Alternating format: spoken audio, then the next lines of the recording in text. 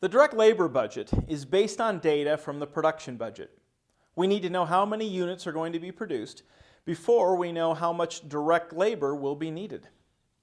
You can see that the direct labor budget is the fourth budget completed in the master budget process.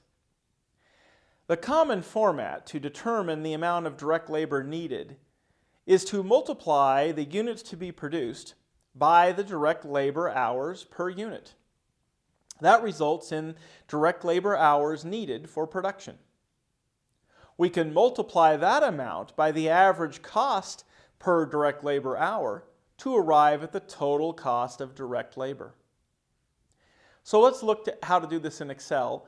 Notice the column letters and row numbers. We'll reference these as we look to build these budgets in Excel. Here we have both the production budget and the direct labor budget.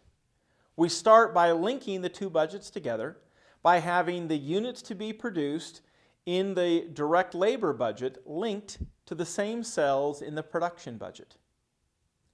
Direct labor hours needed for production and the total cost of direct labor can both be formulas as I've shown here. Finally, some of the numbers have just been assumed because I want to keep the examples straightforward.